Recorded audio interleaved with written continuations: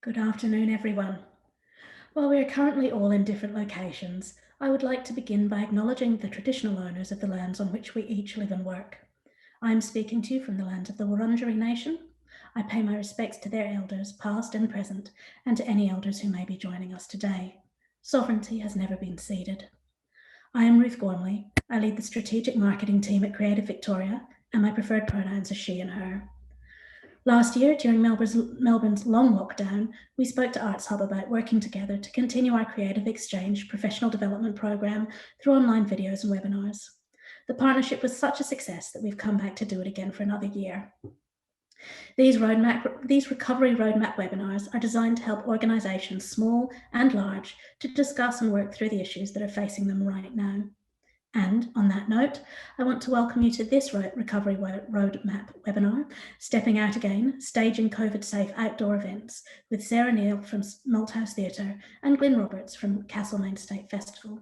We hope you find the conversation illuminating and enjoyable. On the housekeeping front, this webinar is being live captioned. If you'd like to access the captioning, just select Show Captions from your Zoom menu. We are also recording the session, so any questions you ask will be on record. The recorded webinar will be available through the Creative Exchange page on the Creative Victoria website and on Arts Hub. We will be sending out a survey following the webinar, so please fill that in and let us know how we've gone. I'll now pass over to Richard Watts from Arts Hub, who will be moderating today's discussion. Richard. Womanjika, welcome in the language of the Wurundjeri people of the Kulin Nation, whose traditional lands I'm speaking from today. And Ruth, thank you so much for that introduction. I'm Richard Watts. I'm the Performing Arts Editor at Arts Hub, and I'll be your host today for the first in our 2021 Recovery Roadmap webinars, co-produced with Creative Victoria. Today, we'll be speaking with Glyn Roberts, the Festival Director of Castlemaine State Festival, and Sarah Neal, co-CEO and Executive Producer of the Malthouse Theatre, about their experiences of staging COVID-safe events outdoors. I should stress that neither of our guests are medical experts, but they do have considerable experience with both programming and production. Most recently outdoors, but also throughout their careers, which amongst other things have both been based in Brisbane at different times. In terms of housekeeping, just some additional notes. If you want to share any of this conversation online, please use the hashtag Recovery Roadmap Webinars on all social media platforms. If you have questions for our panelists, please post them in using the Q&A function, and I'll endeavour to ask them later in the webinar. And please place yourselves on mute. To begin with, each of our guests will share some introductory comments about their experiences of outdoor programming, what worked and what they wouldn't do again, the pitfalls and the triumphs of what they've been doing with their individual organisations. First, please welcome Glyn Roberts, who joins us today from Gunditjmara country down at Port Fairy. And at the recent Castlemaine State Festival, Glyn and his team moved quite a lot of the programming outdoors, including into the Botanic Garden. So keen to hear how that experiment went, and Glyn, what you wouldn't do again. Over to you. Hi, everyone. How are you going? Just like to recognise the traditional owners of the land in which I am at the moment, the Gunditjmara, down here in beautiful Yambuk. So just in case those of you around the country and around the world don't know what the Castlemaine State Festival is, it's a multi-arts festival. It's been going for 45 years. It's biennial, and it happens in the small central Victorian town of Castlemaine. It's about 8,000 people, right in the geographical centre of Victoria. And what we just presented was a 17-day festival under, pretty constantly changing restrictions due to COVID. We presented around 85 different things that you could buy tickets to across all art forms, and managed to sell around 10,000 tickets. And the town was bustling and alive, and from many different angles, it felt at certain times that there was that we were back at a certain level of normalcy, but that was very much far from the truth. And how we got to the final format was, a fairly long journey of internal self-discovery and really looking within of what we could possibly do, and generally just being, having amazing people in our organization to work with. I think in the middle of 2020, we found that we were treading water. We were in that grieving process of, releasing, working with artists from around the country or from around the world. And we didn't really know where we would go. Traditionally, the festival doesn't do very much outdoors. It retrofits a lot of beautiful, quite large heritage buildings, colonial era buildings, gold rush buildings around the town, and turns them into various 500 to 300 seat theatres. And this wasn't really possible. These spaces now had a capacity of somewhere between 50 and 70. And we still, even though our box office budget had been greatly reduced, we still couldn't see value in spending the money on turning these spaces into the theatres we traditionally would. So we looked outdoors. Luckily, I've got a great production manager in John O'Donnell, who used to work for the Black Arm Band, but mainly also does sound, luckily for Rainbow Serpent, a massive rave. So working outdoors is his bread and butter and something he loves. But we couldn't just build any old stage in outdoor spaces. We're blessed with a lot of parks, ovals in the middle of Castlemaine. We had to create essentially spaces that were COVID safe, but also COVID flexible. We were aware of all the different stages of restriction and what we could and couldn't do. So we created 2 outdoor stages where about 75% of all the festival took place. One was a smaller precinct in the Botanical Gardens, which held about 150 people. And that was for text-based performance and our literary program. And then one was much larger, a big traditional sort of outdoor music stage, which could be, which was to be, I guess, things could be performed to about 500 people. But everything was designed in a way that not only was it COVID, it was socially distanced, but actually it could be flexible and, I guess, modulate to deal with growing restrictions. So during the festival, we didn't have to sort of deal with too many of them, so we could perform to a large audience who were very, very disparate. But if restrictions increased, the whole area could be cut up into various groups, and it could be foreseeable that we would be performing to 4 separate gatherings, as it were, of 100. And so the whole thing was designed, around a disease. And so, without, but at the same time being quite a expansive and slightly disparate experience. On this stage, every type of music had to be performed, from contemporary rock and roll to electro to classical music. Everything had to be on this stage. And so the festival sort of oscillated between these 2 stages, one which was in the north of the town and one which is in the south of the town. I still wanted to perform, put on a good breadth of programming. And so once I put it into these stages, what became apparent was that things started to slow down because of what we needed to do to move people around, what we needed to do for cleaning, or what we thought we would need to do for cleaning. Everything became slower.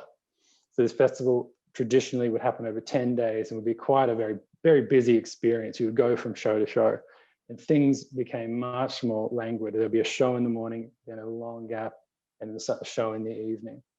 And instead of retaining the 10 days, I decided that we would embrace this slow experience, but also stretch the festival. The festival went from a 10-day festival to a 17-day festival. These 2 stages also weren't great for high production and performing arts, such as contemporary circus and theatre. So we partnered with the nearest town to the north, Bendigo, to work with their beautiful theatres up there to put on these sorts of art forms, rather than not have them in the festival. So that was a new step for the festival as well. So really, the whole festival, because of this experience, has now sort of moved into a new era for the organisation, in that They've never done these outdoor things before. I think we'll definitely keep them. They are spaces that could normally hold many thousands of people rather than 500 people. They also mean that we can attract more and more people to our town and to our festival if an idea of normalcy comes back. But also we started partnering over a wider geographical spread, having more influence around the area that we exist in, which is a really, really good thing rather than keeping it tightly within our small town. Things I wouldn't do again, probably put rather subtle types of music on very large stages. I had no choice, but it does get lost out there. I would invest more in intimate experiences. We didn't completely abandon these old indoor spaces that we would work with. We rather put intimate things in them, but I think I would go even further. They were really special experiences, and I would move and invest even further into them. It was just so hard to know how far you could push it. When we got to the festival, restrictions were very close to 100%, around 75%, but we didn't know that. All we could do was plan venues and spaces that were flexible, that could go all the way down to possibly 25%, 50%, and then stretch all the way back up to 75 to 100%, and hope that the venue at the time, we were somewhere in the middle of that. Challenges? Glyn, Weather. I'll get you to pause there. We'll come back to weather. I have a specific question about that. But Sure. Thank you. I'd now like to bring Sarah Neal into the conversation from the Malthouse Theatre. Sarah is speaking to us today from Boonwurrung and Wurundjeri country. And Sarah, similarly at the Malthouse, you've done outdoor programming with a focus on comedy and live music. Talk to us a little bit about your experiences and again, what worked and what didn't. Thanks, Richard. So last year, when we closed the venue in March, it was the 30th year that the company had been operating in this beautiful historic building. Malthouse Theatre, for those who don't know, is one of Australia's national performing arts portfolio companies. We're a theatre producing company. So we normally put on shows inside the venue. We've got 2 theatres, 500 and a 170 seat theatre. When we closed, I guess we were aware that as the numbers kept racking up and the lockdown continued, I think we became more aware of the fact that trying to make the world work the way we'd like it to and get back inside the venue was looking unlikely in the short term and the medium term. And so thinking ahead, we really just started to explore the assets that we had in a very different way, which was to really look at the footprints of the venue and the surrounding area, and to start to think about capacities in terms of square meterage. We did a lot of that. So looking at the site that the Malthouse is on, we share a courtyard with our neighbours in the precinct here in Melbourne, with the ACCA, the Australian Centre for Contemporary Art, and with contemporary dance company Chunky Move. So we have this outdoor space in the courtyard. The company has used it before to program. I think back in 2016, we created a work called Black Cabaret, which was performed in the space, and we'd put a temporary stage up, and we put seating out there, and it actually went very well, weather notwithstanding. But so we'd done that. We'd had the exercise before. We'd experimented with using the space for live performance. We knew that sound and other quality of the experience for patrons and for the artists performing were both good. So that's where we really decided to split the venue into 2 different halves. One would be trying to fundraise to get a temporary stage that we could operate in that courtyard outdoor space. And the second one was to look at the interior footprint of our venue and to work within that very differently. So we're not talking about that today, we're talking about outdoors. So with the outdoor space, the area that we have is about 600 square metres.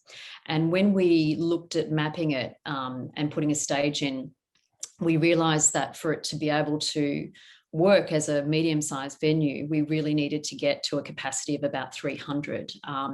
In terms of the sort of industry feedback that we had, talking to other partners, music promoters, comedy, etc., other art forms, across both the subsidised and the commercial sectors, it really seemed as though that minimum capacity was going to be required for it to be able to work.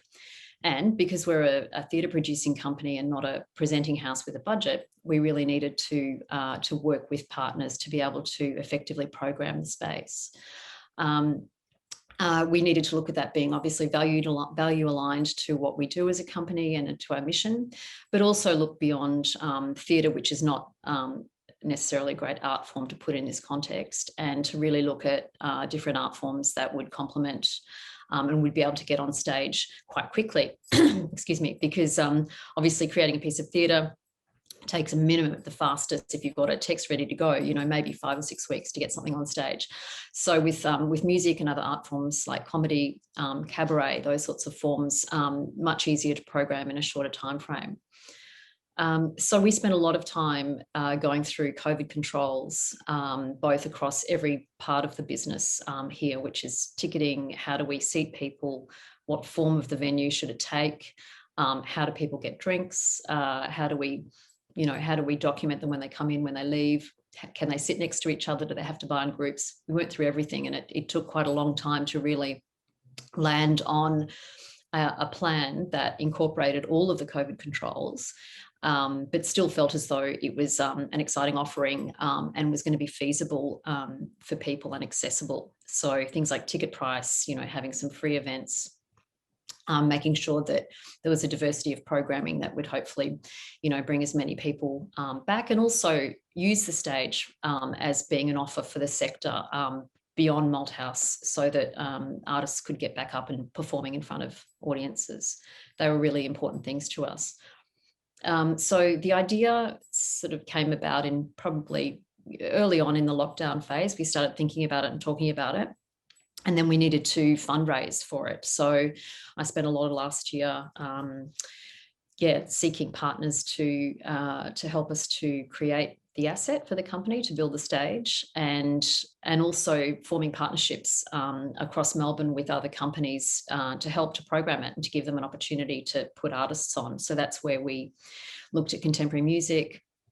We looked at comedy. We worked with existing festivals such as Yurumboy First Nations Festival, which is coming up midsummer, which is the LGBTQI festival, and also partnering with the Wheeler Centre in Melbourne, which does a lot of ideas discussions.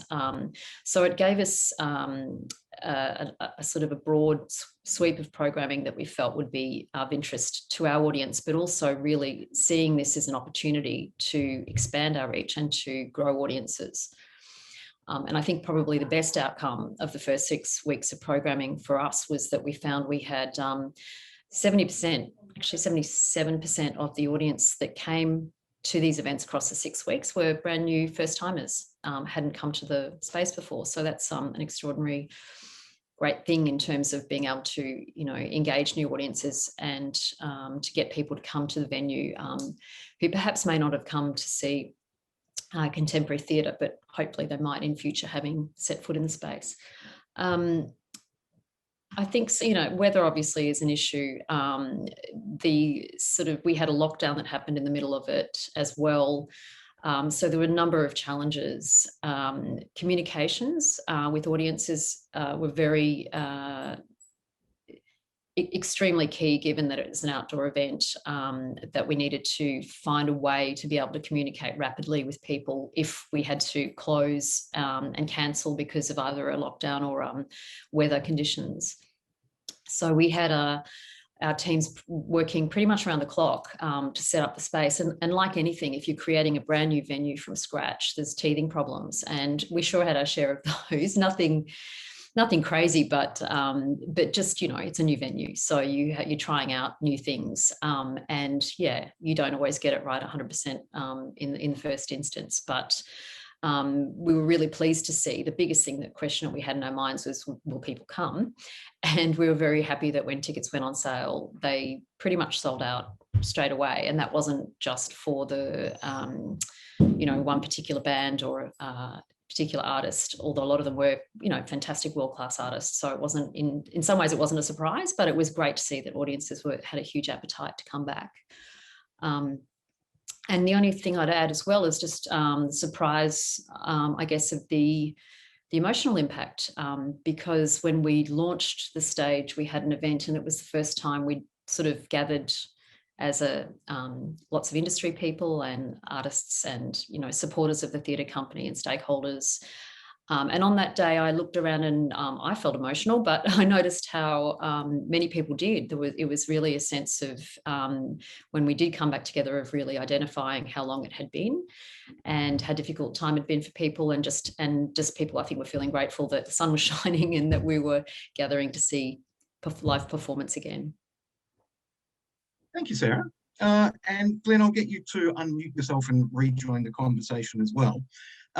One of the things that I was intrigued by, and kind of connecting the thread of what you were both saying, and Sarah, if you could unmute yourself, that would be great. But Glyn, given that you mentioned that the festival hasn't really done outdoor events before, and Sarah, similarly for you, the core Malthouse audience are used to seeing work inside the theatre. It strikes me that one of the challenges both of your organisations must have dealt with was, how did you communicate to your audiences to persuade them to come to something that's new or a new experience? And how hesitant or nervous were they, given the dangers of COVID and COVID infection? Sarah, do you want to kick that one off just quickly? Yeah, sure. Look, I think that there was certainly a mix of trepidation in Melbourne, but also what we found was that people were really desperate to be able to return. I think, generally speaking, we'd been in lockdown for a very, very long time. It was summer. We were emerging, from having very bad case numbers to things looking a lot brighter. So I think the whole energy had shifted. So there was a real appetite for people to come back to live performance, which was really gratifying to see, because you never really know, and it would be understandable if people felt hesitant. I think at the time also we did a lot of communication around the COVID controls and the cleaning and all the processes that we were working through, and they were very substantive. So we were doing a lot of things to help to both obviously make the space as safe as we possibly could, even as an outdoor venue. There's still a lot of other things that are to be done other than just being located outside. And then telling people what we're doing to make sure that they understood as much as possible what the COVID controls were that we were putting in place for their safety and well-being. Yeah. Glyn, was it difficult to convince your audience to come to an outdoor venue, given that it wasn't something you did before? It was initially. I think people were quite wedded to a lot of these old venues, and when we finally decided what we were going to do, we really started communicating not so much the program but the venues. And so we talked about them throughout local media, throughout all our comms, about what this, not only what measures we were going to take, but actually what it would look like, what the venues would look like, what their experience would be like, and then always emphasizing the added accessibility level, which is streaming.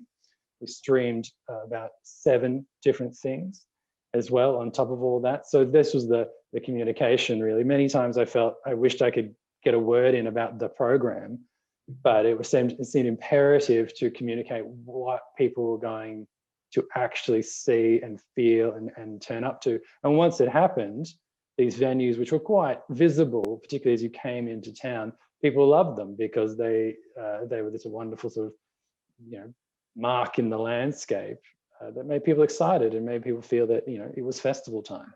Right. A question from a member of our audience today. Can you talk to us about the additional costs for kind of taking work outdoors, building stages, programming, and how did you receive the additional support to accomplish that? Sarah?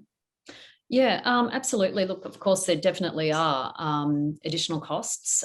So for us, we I got our board involved very early, and we were fortunate to be able to pitch to the Sydney Maya trustees and secured support to build for the temporary stage so that the company could build that and also have it as an asset as we believe we're going to need it, going forward. I think the thing that's interesting for us is how important now this piece of infrastructure has become, probably to the future of the company, in a way that we probably wouldn't have seen prior to COVID, but it's very much part of our strategic plan going forward. So yes, we needed to fundraise. We looked both philanthropically to trusts and foundations, and also to all three levels of government. We received some small amounts of support from the local government, City of Melbourne. We received some support for COVID controls from the state government, which really helped with the additional costs of things like, everything from, the infrastructure that we needed to put in.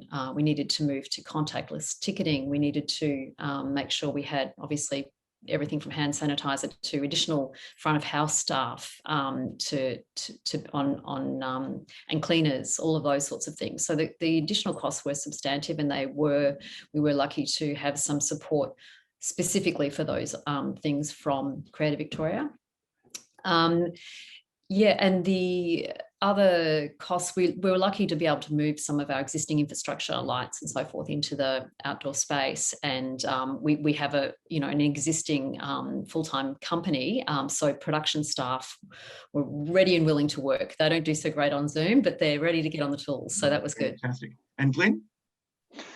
Yeah, absolutely. As I said, it was a transition for us. So usually we were lucky in a way that the money that we would usually spend on turning these old buildings into theatres was then transferred predominantly out to then build the two main outdoor stages.